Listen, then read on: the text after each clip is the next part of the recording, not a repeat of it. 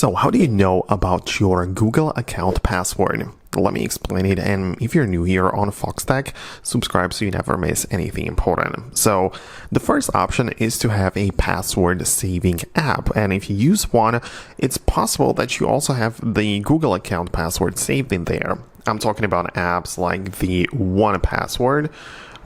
So let me just look that up in here.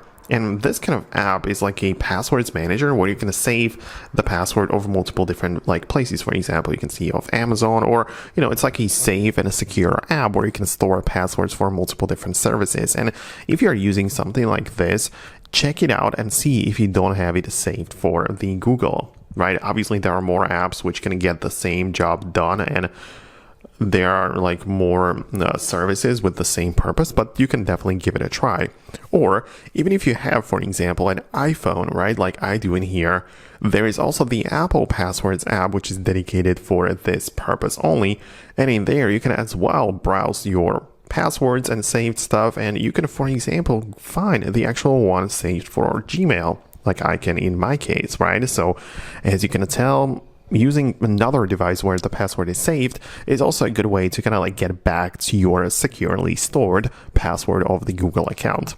But if you don't really find it or don't have access to it, then the only option really is to reset it. So if you just go to the internet and just type in reset Google password, you will have the ability to kind of follow the steps to make that work.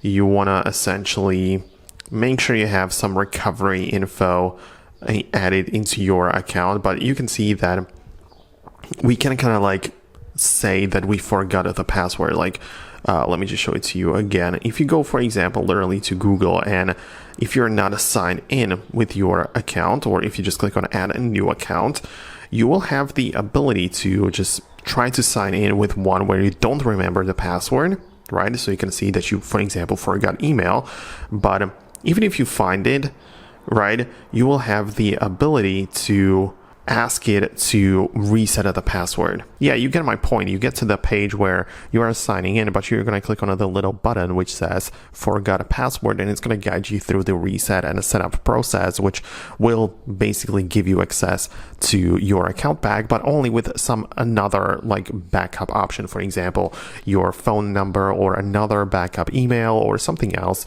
to confirm your identity. But that's what I wanted to explain. Let me know your thoughts and opinions below. I'm going to wrap it up, and I'll see you later in the future uploads.